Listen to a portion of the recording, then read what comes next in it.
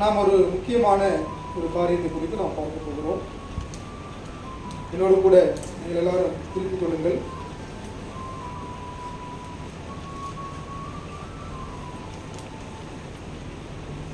என்னாகமத்தின் புஸ்தகம் 13வது அதிகாரம்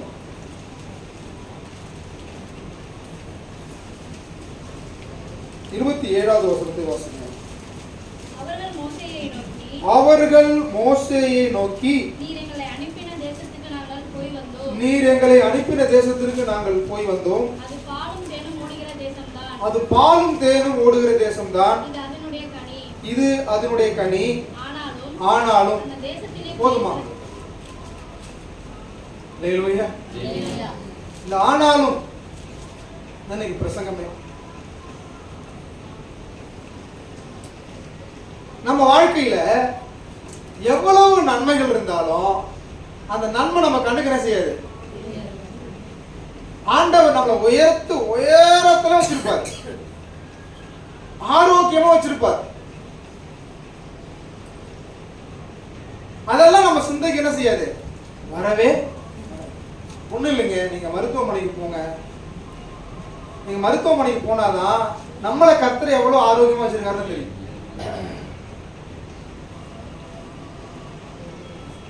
நம்மளை கர்த்தர் எவ்வளவு பாதுகாப்பா வீட்டுக்கு கொண்டு வர்றாரு அப்படிங்கிறது தெரியும். காலையில் எழுவதும் கர்த்தரை துதிப்பதும் மாலையில் காப்புடன் இல்லம் வருவதும். ஆமென். நேற்றைய தினத்துல நம்மோடு நித்திரைக்கு சென்றவர்கள், கண்ணை மூடினவர்கள் இன்னைக்கு கண்ணை திறந்தாங்களா? அநேக என்ன செய்யல, கண்ணை திறக்கல. போன வினாடி இருந்தவங்க அநேகர் இந்த வினாடி என்ன செய்யல, உயிரோட இல்ல. ஆண்டவர் நம்மளை உயிரோட வச்சிருக்கார், ஆரோக்கியமா வச்சிருக்கிறார், அவரை துதிக்க வச்சிருக்கிறார். இப்போ நம்ம அடிக்கடி ஒரு காரியம் சொல்லுவோம், என்னன்னா நான் மட்டும் இவரை கல்யாணம் பண்ணாம இருந்திருப்பேன், எங்கேயோ போயிருப்பேன், என் தலை எடுத்து இவர்கிட்ட மாட்டிக்கிட்டா செய்யறேன், விமர்சப்படுறேன், மாட்டிக்கிட்டாச்சே, இது மேல பேசி என்ன பண்ண போறோம்? எது நடக்க போகுதா? ஒண்ணு நடக்க போறது இல்ல. அல்லேலூயா. எது நடக்க போகுதா? இல்ல. சில பிள்ளைகள் சொல்றத நான் கேட்டிருக்கேன், நான் போய் இந்த குடும்பத்துல பிறந்தேன் பாரு, இந்த குடும்பத்துல நான் பிறந்துட்டு படுற பாடு இருக்க,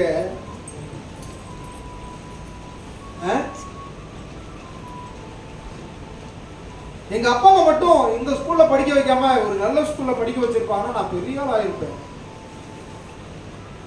எங்க சொந்தக்காரங்க மட்டும் அந்த நேரத்துல எனக்கு நினைச்சிருப்பாங்க, உதவி பண்ணிருப்பாங்கன்னா நான் பிசினஸ்ல பெரிய ஆளா இருப்பேன். என் அண்ணன் மட்டும் இதை செஞ்சிருப்பானா நான் பெரிய ஆளா இருப்பேன். என் தம்பி மட்டும் இதை செஞ்சிருப்பானா பெரிய ஆளா இருப்பேன். அப்படிதான் நம்ம பேசிட்டு இருக்கோம். ஆனால் கர்த்தர் நம்ம நன்றாய் வைத்திருக்கிறதை பல நேரங்களில் நாம் மறந்து போய்விட்டோம். நம்ம ஆரோக்கியத்தில் வைத்திருப்பதை நாம் பல நாள் மறந்து போய்விடுவோம். நாம் உடுத்துகிற உடை அநேகருக்கு இல்ல, நாம் தங்கியிருக்கிறோமே வீடு, அந்த வீடு அநேகருக்கு இல்ல, நம்ம சாப்பிடுறோமே 3 வேளை, அந்த உணவுகள் அநேகருக்கு இல்ல. என்னதான் கர்த்தர் நமக்கு நன்மை செஞ்சிருந்தாலும், நம்மளை ஆசீர்வதிச்சிருந்தாலும், அந்த ஆசீர்வாதம் எல்லாம் நம்ம கண்ணுக்கு என்ன செய்யறது இல்லைங்க, தெரியுறதே இல்லைங்க. எது மட்டும் தான் தெரியுது, சின்னதா இருக்கிற குறை மட்டும் தானே செய்யுது, உங்க கண்ணுக்கு தெரியுது. ஆமென் சொல்லுங்க. ஏன் இந்த குறை கர்த்தருக்கு தெரியாதா? சில நேரங்களிலே அந்த குறைதான் நம்முடைய வாழ்க்கையில பெரிய ஆசீர்வாதங்களை கொண்டு வரப்படும். எத்தனை பேர் அல்லேலூயா சொல்றீங்க? ஒரு கணவன் மனைவியும் ஒரு திருவிழாவுக்கு போயிருந்தாங்க.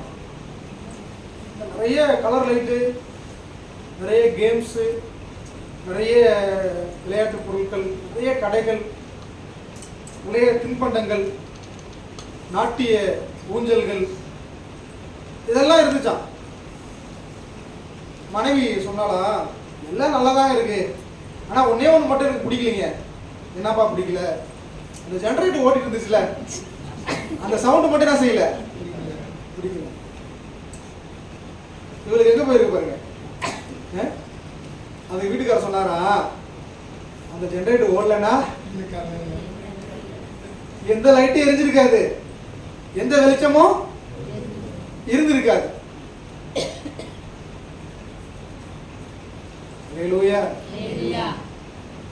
சில நேரங்களில் நமக்கு குறை பெருசா தெரியுது. இப்ப இங்க என்ன நடக்குது அப்படின்னா, மோசே வந்து 12 பேரை அந்த தேசத்தை வேவு பார்க்கிறதுக்கு, கர்த்தருடைய தேசத்தை வேவு பார்க்கிறதுக்கு எத்தனை பேர் அனுப்பி வச்சாரு? 12 பேர். ஆமென் சொல்லுங்க, உற்சாகமா சொல்லுங்க அல்லேலூயா. 12 பேர் போறாங்க. இந்த 12 பேர் போயிட்டு 10 பேர் ஒரு செய்தியை கொண்டு வர்றாங்க, 2 பேர் ஒரு செய்தியை கொண்டு வர்றாங்க. இந்த 10 பேர் சொன்னதுதான் மெஜாரிட்டி, அதான் எடுக்கணும். அவங்க என்ன சொன்னாங்க இன்னைக்கு பார்க்க போறோம். ஃபர்ஸ்ட் வாசியுங்கள்.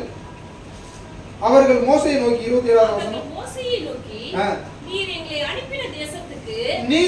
அனுப்பின தேசத்துக்கு நாங்கள் போய் வந்தோம், அது பாலும் தேனும் ஓடுகிற தேசம்தான். அது பாலும் தேனும் ஓடுகிற தேசம்தான். என்ன சொல்றாங்க? அல்லேலூயா, அல்லேலூயா. உற்சாகமா சொல்லுங்க அல்லேலூயா. அது பாலும் தேனும் ஓடுகிற தேசம்தான். அப்படின்னா என்ன ஓடி இருக்குது? பாலும் தேனும் ஓடி இருக்குது. அங்க இருக்கிற ஒரு திராட்சை கொலை எவ்வளவு பெருசு இருந்தது? எஸ்கோல்ல இருக்கு, நம்ம இன்னைக்கு போல்டர்ல இருக்கும். இன்னைக்கு தேதியில அந்த போல்டர் எஸ்கோல் 1 2 3 அப்படின்னு இருக்கும். நீங்க வாசிக்கலாம். 23வது வசனம் வாசிங்க. பின்பு அவர்கள் எஸ்கோல் பள்ளத்தாக்கு மட்டும் போய் அங்கே ஒரு குலையுள்ள ஒரு திராட்சை கொடியை அறுத்தார்கள். கொஞ்சம் சூம் பண்ணி காட்டுமா, என்ன செஞ்சாங்களா? ஹல்லேலூயா. அந்த தேசம் எப்படி இருந்திருக்குது? நம்ம ஊர்ல திராட்சை பழத்தை ஒரு குலையை வாங்கி ஒரு கேரி பையில வாங்கிட்டு வந்துடலாம். அந்த எஸ்கோல் பள்ளத்தாக்குல இருக்கிற அந்த ஒரு திராட்சை கொலை எவ்வளவு பெருசு இருக்கு?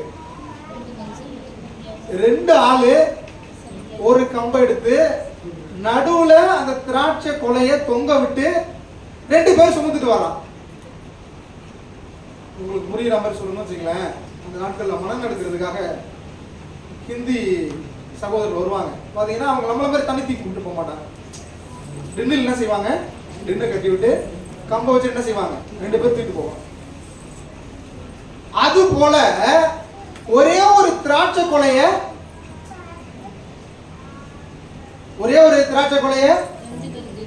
இல்லையடியம்மா என்ன பண்ணாங்கம்மா? பாருங்கம்மா.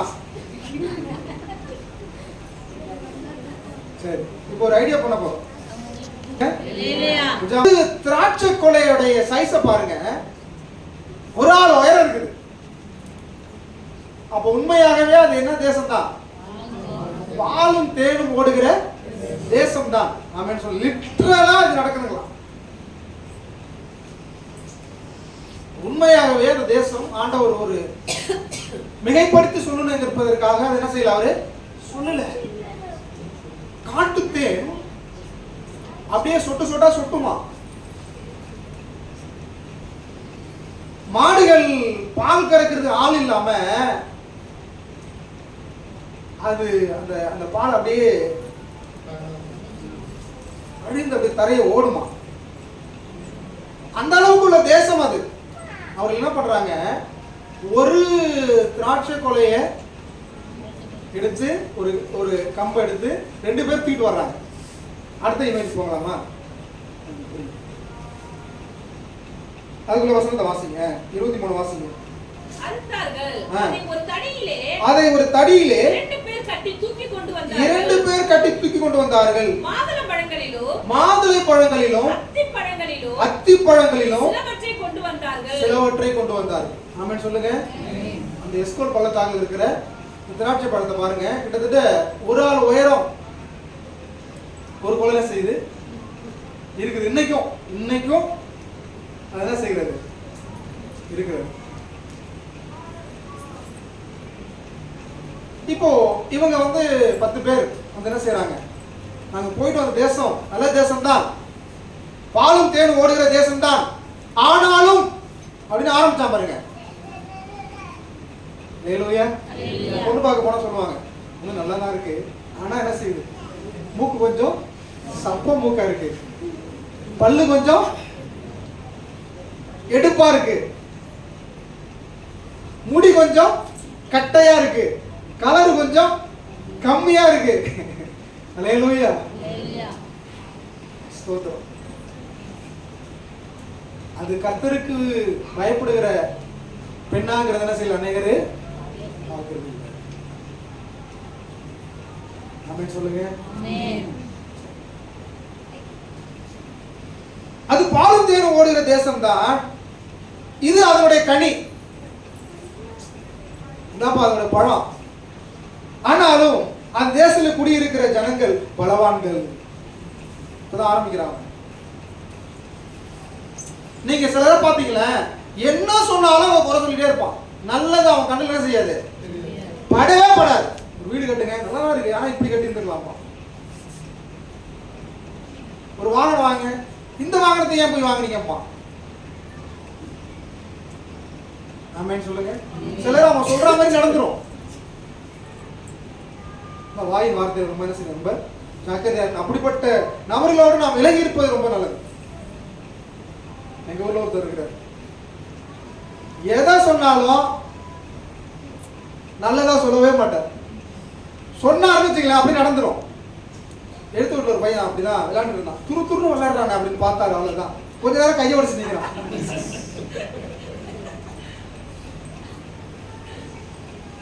சரி, நான் கொஞ்சம் வயல் நட்டு இருந்தேன். சரி, நிறைய கலர் இருக்கு, நம்மளால ஆசை போய் பார்த்தாரு, நிறைய கலர் இருக்கு அப்படின்னு சொல்லுவாரு, கல்லாம் செத்துரும் அப்படின்னு வாயா ஒரு வேலை இருக்கு ஆசை போனேன். அவர் வயலை பார்த்தாரு, சொன்னாரு, அப்பப்போ ஒண்ணு நெல் இருக்குன்னாரு. நான் என்ன சொல்லி நினைச்சு ஆசை போனேன், களை இருக்குன்னு சொன்னா களை காலியாயிரும் அப்படின்னு ஆசை போனேன். அவரு கலையெல்லாம் விட்டுட்டாரு, அங்கங்க ஒரு நெல் இருக்குன்னாரு பாருங்க, போயிடுச்சு. சில அபிஷேகம் சில நேரங்கள் அப்படின்னா செய்யுது இருக்குது. ஆமென். நம்ம கூட ஒரு பாஸ்டர் இருந்தார் முன்னாடி, அவர்கிட்ட இருக்கிற அபிஷேகம் ஒரு பெரிய அபிஷேகம், எனக்கு ரொம்ப விசனமா இருக்கும். யாருக்கா உடம்பு முடியலன்ட்டு போய் சந்திரபாரில ஜோம் பண்ணிட்டு வீட்டுக்கு வருவோம், போன் வரும், போயிட்டாரு இவரு.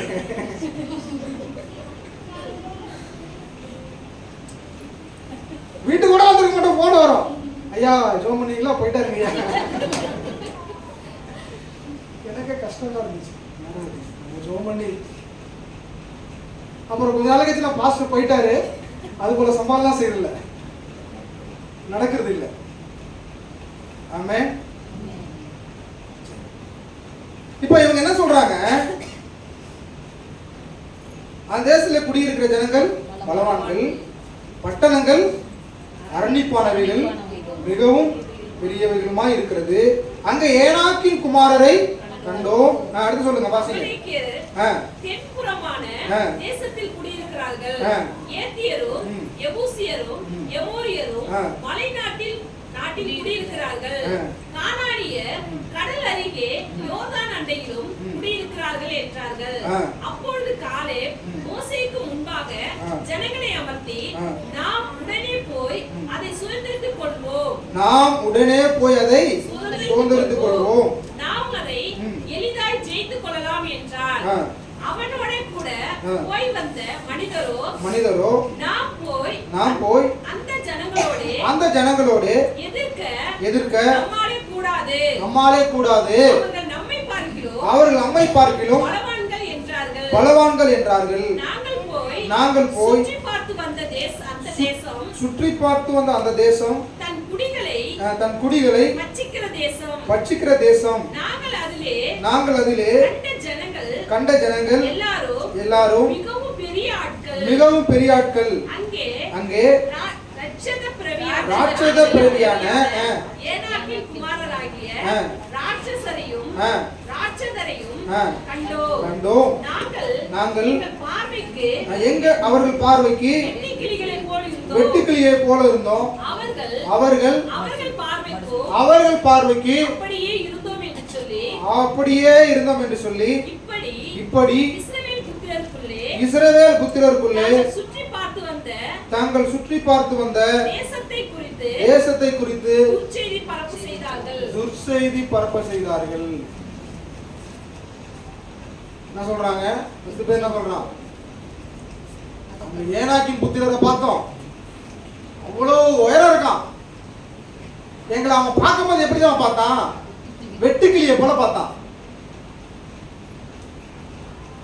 அவனை எவ்வளவு உயரமா இருந்திருப்பான்.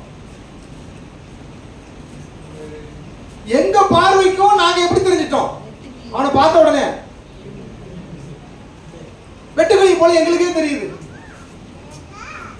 நன்றாக தெரிந்து கொள்ளுங்கள், மற்றவன் உங்களை என்ன கண்ணோட்டத்துல பார்க்கிறாங்கிறத நீங்க நினைக்காதீங்க. உங்களோடு இருக்கிற ஆண்டவர் உங்களை எவ்வளவு உயரத்துல வச்சிருக்கிறாருன்னு பாருங்க. உங்களை மத்தவங்க எவ்வளவு ஏளனமா வேணாலும் பார்க்கலாம், கேவலமா பார்க்கலாம், கேவலமா சிரிக்கலாம். அதை பார்த்துட்டு தாழ்வு மனப்பான்மை மட்டும் நமக்கு வரவே, தாழ்மை நமக்கு இருக்கணும். என்ன வரக்கூடாது? தாழ்வு மனப்பான்மை செய்யக்கூடாது. அவன் நம்மளை பார்க்கும்போது வெட்டுக்கிளியை போல பார்க்கறான்னா நாமளும் நம்மளை எப்படி பார்க்க கூடாது? வெட்டுக்கிளியை போல நம்மளை தாழ்த்தி என்ன செய்யக்கூடாது? பார்க்க கூடாது. நம்மளை கர்த்தர் உயர்த்தி வச்சிருக்கிறார், உயரத்துல வச்சிருக்கிறார். நாம அந்த தேசத்தெல்லாம் பிடிக்கவே முடியாது அப்படின்னு என்ன செஞ்சாங்க? துர்செய்தியை பரப்பினார்கள். நல்ல செய்தியை விட கெட்ட செய்தி ரொம்ப வேகமா பரவும். ஆமாவா இல்லையா? ஒருத்தருக்கு நல்ல செய்தி சொல்லுங்களேன், போகாது. ஆனா கெட்ட செய்தி சொல்லுங்க, ஆமா, எந்த செலவு பண்ண வேணாம்.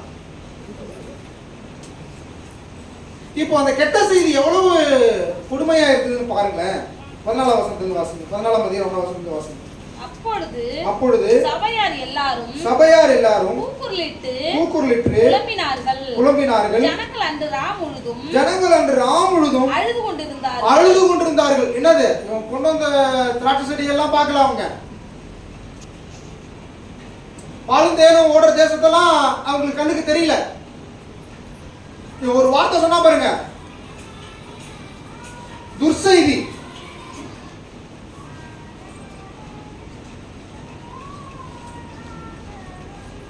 அந்த துர்செய்தி என்னாச்சு அப்படின்னா, ராம் முழுவதும் அந்த ஜனங்கள், இஸ்ரவேல் ஜனங்கள் உட்கார்ந்து என்ன செய்யறாங்க?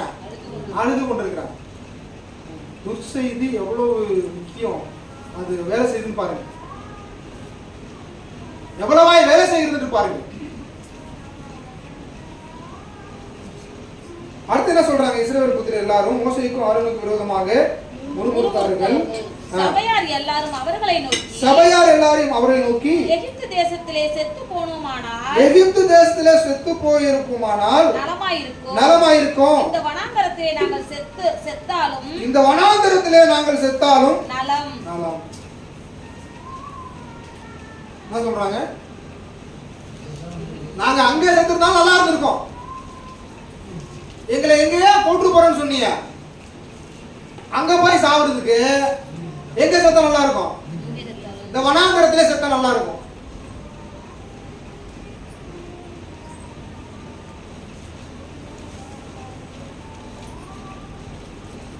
இப்போ என்னெல்லாம் கண்டுக்க அவங்களுக்கு தெரியல.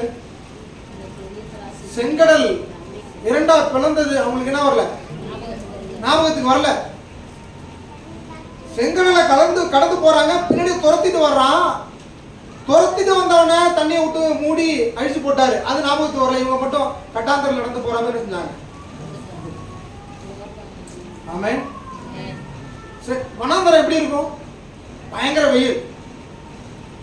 பகல்னா வெயில், இரவுனா குளிர்.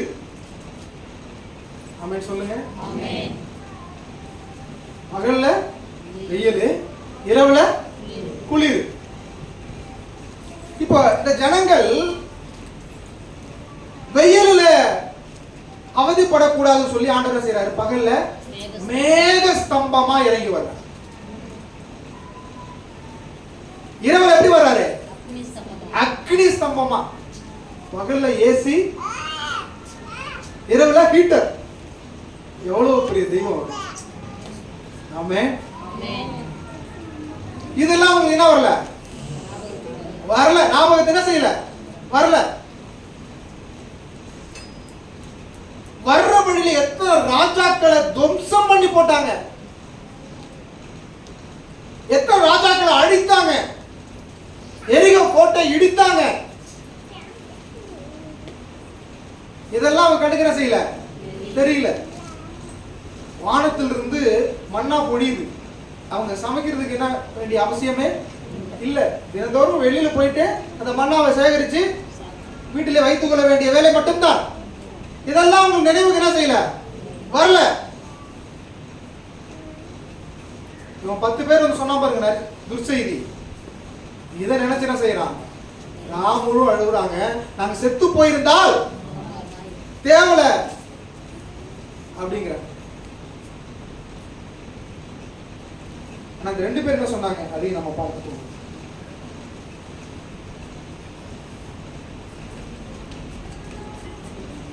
முப்பதாம் வசனம் வாசிங்க. 13:30.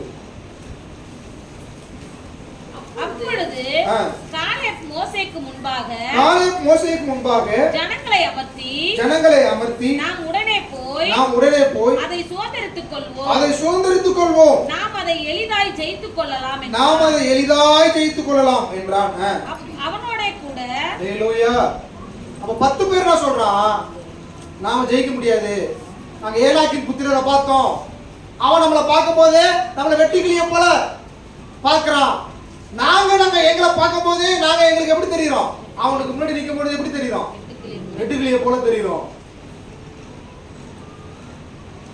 அந்த தேசத்தெல்லாம் போய் பிடிக்க முடியாது. துர்செய்தியை பரப்புறாங்க. ஆனா 2 பேர் சொல்றாங்க, கர்த்தர் நம்ம கையில அந்த தேசத்தை கொடுப்பார்.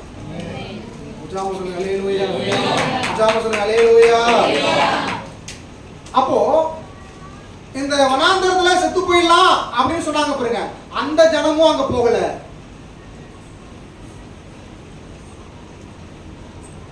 துர்செய்தியை பரப்புறாங்க ஒரு 10 பேரு, அவங்களும் போகல.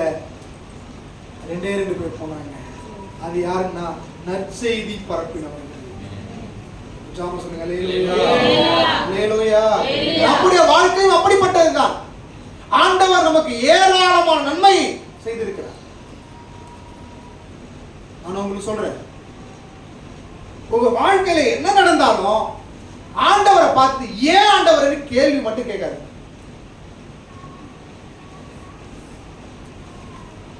எத்தனை பேருக்கு புரியுது நான் சொல்றது? ஏன் இது நடந்தது?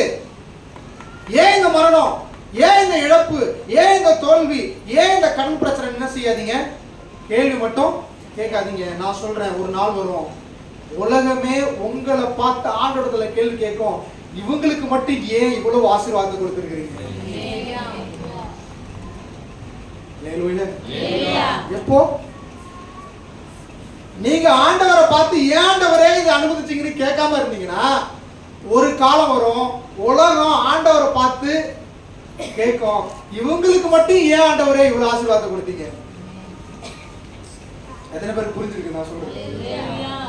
ஜாம சொல்லுங்க. அல்லேலூயா. நீங்க ஆண்டவரை பார்த்து கேள்வி கேட்காம இருந்தீங்கன்னா, உங்களை உலகமே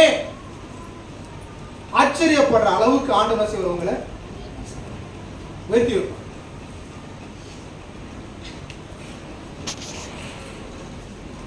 அப்ப இந்த 10 பேர் துர்செய்தியை பரப்புறாங்க. இந்த 2 பேர் தான் என்ன செஞ்சாங்க? நற்செய்தியை பரப்பினா. அவன் சொன்ன மாதிரியே நடந்துச்சு, இவன் சொன்ன மாதிரியே நடந்துச்சு. இவன் இந்த 10 பேர் அந்த தேசத்துக்கு போகல, இந்த 40 லட்சம் ஜனங்கள் என்ன செய்யலாங்க? போகல. 2 பேர் சொன்னாங்க. அந்த 2 பேர் மட்டும் போனாங்க. அதற்கு பின்பாக இவர்கள் பிள்ளைகள் போனாங்க. 40 லட்சம் ஜனங்கள் இருந்தாங்களே, இவங்களுடைய பிள்ளைகள். இப்போ நம்முடைய வாழ்க்கைக்கு அது எப்படி ஒப்பிட முடியும் என்று பார்த்தால், ஆண்டவர் தம்மை நமக்கு வெளிப்படுத்தி இருக்கிறார். இதுதான் பெரிய ஆசீர்வாதம். இது நமக்கு பெரிய ஆசீர்வாதம். நான் ஆண்டோட பிள்ளையா இருக்கிறேன் பாருங்க, அதுதான் எனக்கு பெரிய ஆசீர்வாதம். எத்தனை பேர் விசுவாசிக்கிறீங்க? எத்தனை பேருக்கு இந்த கிருபை கிடைக்கலீங்க? இந்த மனக்கண்கள் எத்தனை பேருக்கு என்ன செய்யல? திறக்கப்படல. எத்தனை பேருக்கு இந்த ரட்சிப்பு கிடைக்கல? இந்த ரட்சிப்புக்கு அவர்கள் தூரமா இருக்கிறார்கள். வேதம் சொல்கிறது அல்லவா, கண்ணார கண்டும் காணாது இருப்பார், காதார கேட்டும் உணராது இருப்பார். அநேகருக்கு இந்த சுவிசேஷம் இன்னைக்கு பிரசங்கிக்கப்படுகிறது. ஆனா அவர்கள் எல்லாம் நம்மளை போல சாக்கியம் அவர்களுக்கு என்ன செய்யல? இல்லை. நம்மளை போல பாக்கியம் அவர்களுக்கு இல்லை. கூட்டா பக்கத்துல ஓடோடி வந்துடுறாரு.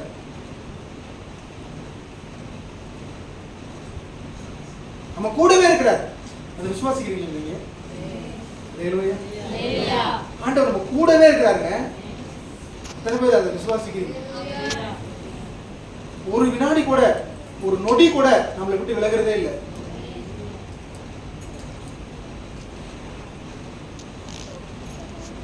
எப்பொழுதும் அந்த சிந்தையில் இருங்க. நீங்க படுத்திருக்கும் பொழுது உங்க கூடவே அவர் படுத்திருக்கிற மாதிரி. அதான் உண்மை. நீங்க பைக்ல போகும்பொழுது உங்க பின்னாடி அவர் உட்கார்ந்து இருக்கிற மாதிரி. அதான் உண்மை. இந்த நினைப்போட இருங்க எப்பொழுதுமே. அல்லேலூயா. எப்படி இருக்கணும்? இந்த நினைப்போட ஆண்டவர் என் பக்கத்துல இருக்கிறாரு, என் பக்கத்திலேயே இருக்கிறாரு. இந்த எண்ணம் எப்பொழுதுமே நமக்குள்ள இருக்கணும், இருந்துகிட்டே இருக்கணும். ஆண்டவர் எப்பொழுது என்ன செய்யறாரு? என் பக்கத்துல இருந்துகிட்டே இருக்கிறாரு, என்ன பார்த்துக்கிட்டே இருக்கிறாரு, என்ன பாதுகாத்துக்கிட்டே இருக்கிறாரு. நான் அவருடைய கையில இருக்கிறேன், என்ன உள்ள கையில வரைஞ்சு வச்சிருக்கிறாரு, என்ன கண்மணி போல பாதுகாக்கிறாரு. அப்படிங்கிற எண்ணம் எப்பொழுதும் நமக்குள்ள இருக்கணும், இருந்துகிட்டே இருக்கணும். நீங்க மறந்தாலும் அவர் என்ன செய்யறது இல்ல, மறக்கிறது இல்ல, கூடவே இருக்கிறார். நாமே சொல்லுங்க, ஜாமா சொல்லுங்க, அல்லேலூயா. அவர் கூடவே இருக்கிறார், உங்க கூடவே இருக்கிறார். ஒரு வினாடி கூட அவர் உங்களை விட்டு என்ன செய்யறது இல்ல, விலகிறதே இல்லை. அப்படியானால் அந்த எண்ணம் நமக்குள்ள இருக்கணும். என்ன எண்ணம்? ஆண்டவர் கூடவே இருக்கிறாரு. எதை சொல்லுகிறது அல்லவா, உங்கள் குறைகள் எல்லாம் கிறிஸ்து இயேசுவுக்குள் மகிமையிலே நிறைவாக மாற்றுவார். உங்களுக்கு குறை இருக்கும், பிரச்சனை இருக்கும், தேவைகள் இருக்கும், வியாதிகள் இருக்கும். அதை குறித்து நாம் என்ன செய்யக்கூடாது? கவலைப்படவே. அப்போஸ்தலனாகிய பவுல் பெரிய ஊழியக்காரர். அவருக்கு ஒரு குறை இருந்துச்சு. என்ன குறை இருந்தது? அப்போஸ்தலனாகிய பவுலை குறித்து கலாத்தியர்ல வாசிக்கும் பொழுது அவர் சொல்றாரு, அந்த நாட்கள்ல அவர் ஒரு பிரபலமான மனிதர் அல்ல. இப்போ பவுலை குறித்து நாம இன்னைக்கு பேசுறோம்ல, அன்னைக்கு அவர் பவுல் ஒரு பிரபலமான ஆள் இல்ல. அவர் பிரசங்கம் பண்ணும்போது 3 பேர் 4 பேர் தான் உட்கார்ந்துருப்பாங்களாம். எண்ணிக்கை உள்ளவர்களுக்கே நான் பிரசங்கம் பண்ணங்கிறாரு. அடுத்து சொல்றாரு, ரொம்ப அவர் கட்டையான ஆளாம். பவுல் எப்படி?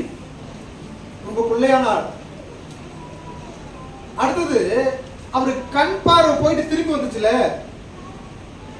அந்த கண்ணில இருந்து ஒரு விதமான அழுக்கு மாதிரி வடிச்சுக்கிட்டே இருக்குமா.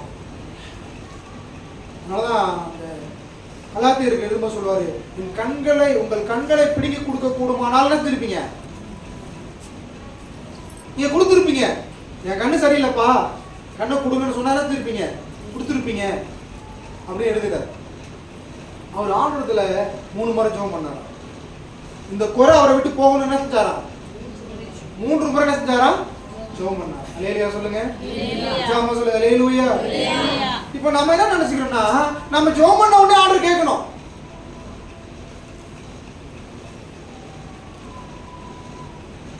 என்ன நினைச்சுக்கிறோம்? நம்ம ஜெபம் பண்ண உடனே என்ன செய்யணும்? ஆண்டவரே உடனே கொடுத்துடணும். நீங்க கொடுக்குறீங்க உங்க பிள்ளைக்கு? கேட்கறதெல்லாம் கொடுத்துடுறீங்களா? சொல்லுங்க. உங்க பிள்ளைக்கு கேட்கறதெல்லாம் கொடுக்குறீங்களா இல்லையா? இருக்கிறீங்களா இல்லையா? ஒரு அல்லேலூயா சொல்லுங்க. உங்க பிள்ளை கேட்கறதெல்லாம் கொடுத்துடுறீங்களா? நீங்க கொடுத்துருவீங்களா? ஸ்கூலுக்கு போகும்போது நான் செல் எடுத்து போறேன்னு சொல்லுது, கொடுத்துருவீங்களா? கொடுக்க மாட்டோம். ஏன்னா கொடுத்தாலும் சில பிள்ளை வீணா போய் நமக்கு நல்லாவே தெரியும். 10 வயசு சிறுவன் எனக்கு பைக் கேட்கறான், துக்காட்டி வேணும் அப்படின்னு வாங்கி கொடுத்துருவீங்களா? கொடுக்க மாட்டோம். ஏன்னா அதுவே அவன் உயிருக்கு என்ன செஞ்சிடும்? உலையாக மாறிவிடும்.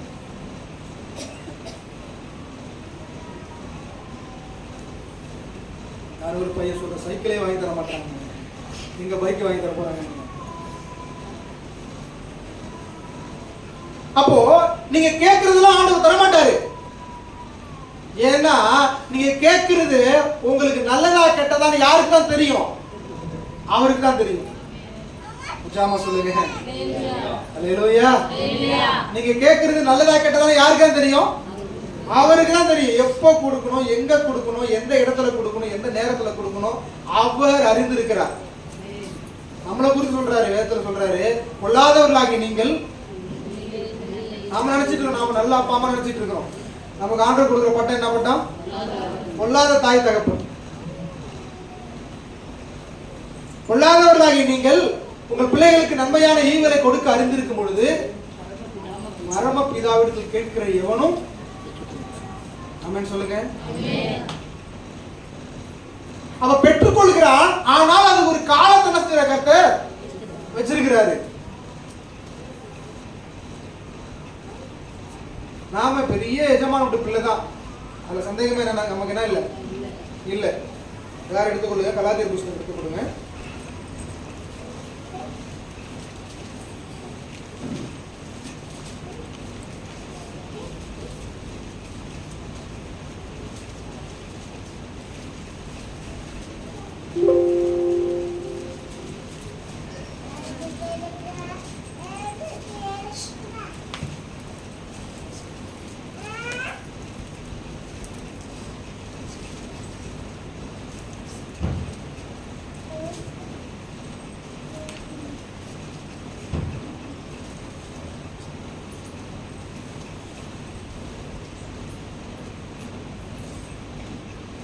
அதுல ஒரு வார்த்தை இருக்கும், நீங்கள் சிறு பிள்ளையா இருக்கிற காலம் வரைக்கும்.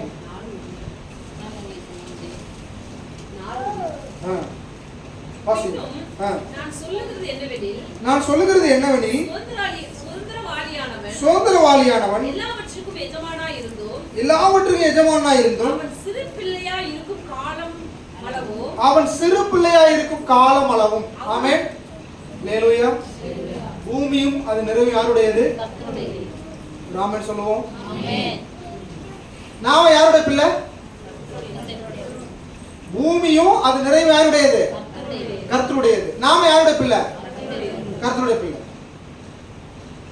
அப்போ இந்த பூமியும் அது நிறைவு யாருடையது? கர்த்தருடையதெல்லாம் நம்முடையது. ஆனா இன்னைக்கு நம்ம அனுபவிக்க முடியாத, அனுபவிக்க முடியல. இப்போ உங்களுக்கு புரியுற மாதிரி சொல்ற பாருங்க. ஒரு பெரிய பணக்காரர் இருக்கிறார், ஒரு பெரிய எஜமானர் இருக்கிறார். அந்த எஜமானுடைய சொத்துலாம் யாருக்கு தான்? பையனுக்கு தான். ஆனா அவன் ஒரு குறிப்பிட்ட காலம் வரைக்கும் என்ன செய்யணும்? அடங்கி இருக்கணும், காத்திருக்கணும். சிறு பிள்ளையா இருக்க காலம் வரைக்கும் என்ன செய்யணும்? காத்திருக்கணும். அப்போ இந்த சிறு பிள்ளையா இருக்க காலம் வரைக்கும் அடிமையானவனுக்கும் இவனுக்கு என்ன இருக்காது? வித்தியாசமே இருக்காது. வேலைக்காரன் வந்து இவனை வாடாம்பா, அதை எடுத்து வாடாம்பா.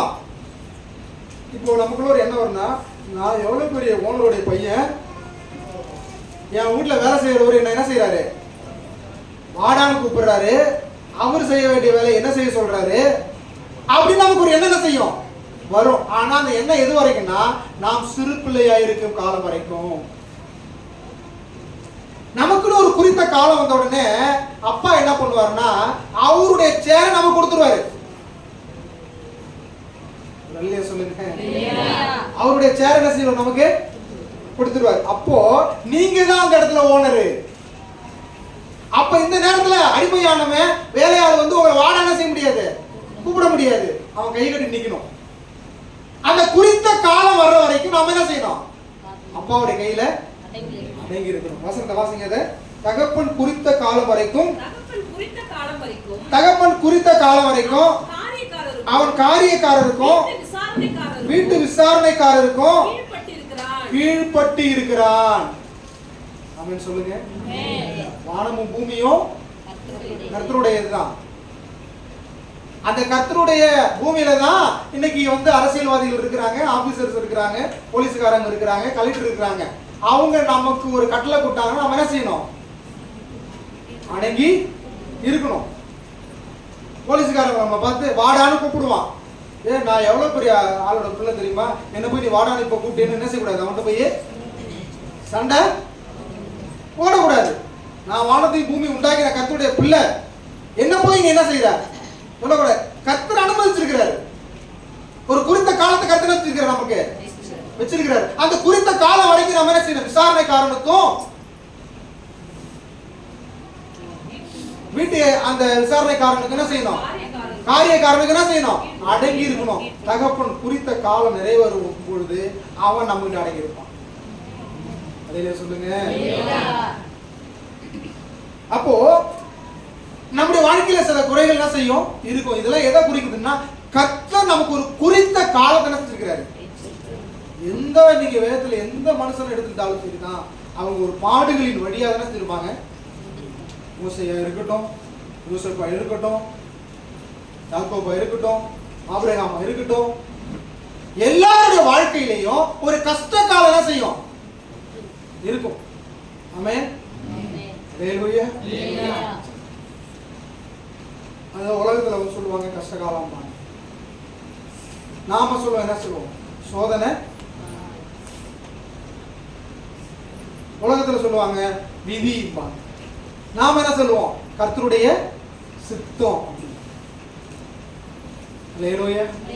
அப்போ ஆண்டவர் அவரே சில சோதனை காலத்தை என்ன செய்யறாரு, ஒரு குறித்த காலத்தை நம்ம வாழ்க்கையில் என்ன செய்யறாரு, அனுமதிக்கிறார். அப்ப அந்த குறித்த காலம் வர வரைக்கும் நாம என்ன செய்யணும், விசாரணைக்காரனுக்கும் காரியக்காரனுக்கும் என்ன செய்யணும், அடங்கி இருக்கணும். ஒரு குறித்த காலம் வந்திருந்தா நம்ம தான் ஓணும். ஆமென் சொல்லுங்க. நம்மளை கண்ட்ரோல் பண்ண எல்லாரும் நமக்கு அடங்கி போவாங்க. அந்த காலத்தை கர்த்தர் என்ன செய்வாரு, ஒரு நாள் என்ன செய்வாரு, கர்த்தர் என்ன செய்வாரு, கொண்டு வருவார். ஆமென். ஹல்லேலூயா. இப்ப இயேசு கிறிஸ்துவுக்கு ஒரு சோதனை காலம் வந்துச்சுல இந்த உலகத்துல. அவர் தெய்வம் தான், வானத்தை பூமியும் அவர் வார்த்தை தான் உண்டாக்கினது. ஆனா அவர் என்ன செஞ்சாரு, மனுஷ அவதாரம் எடுத்து இந்த பூமிக்கு என்ன செஞ்சாரு,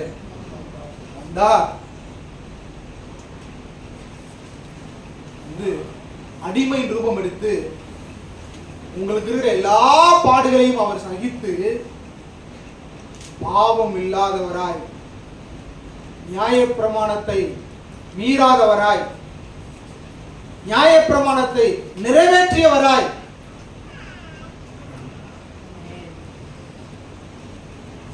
நியாயப்பிரமாணத்தை என்ன செஞ்சாரு, அவரு நிறைவேற்றி என்ன செஞ்சாரு, அழிக்க வரல, அவரு நிறைவேற்றி போனார். அப்போ நம்முடைய வாழ்க்கையிலையும் நிறைய குறைகள் வரும், நிறைய துன்பங்கள் வரும், நிறைய கஷ்டங்கள் வரும். அதெல்லாம் பொருட்படுத்தாம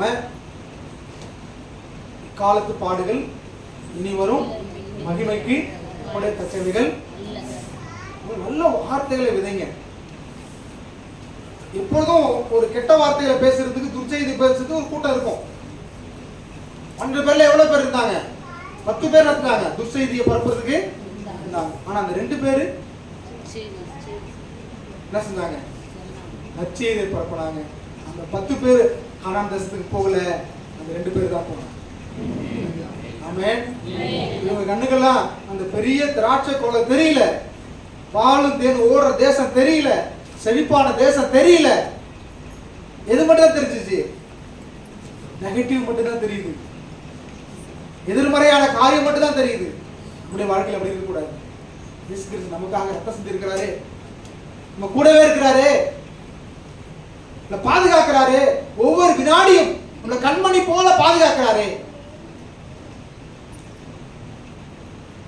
நாம் அப்படியா இருப்போம், நம்ம ஆசீர்வதிப்பார். அப்படியே நாம் முழங்கால் படிடுவோம், அப்புறம் ஆசீர்வதிப்பார். பொழுது ஒரு பாடல் ஒன்று நாங்கள்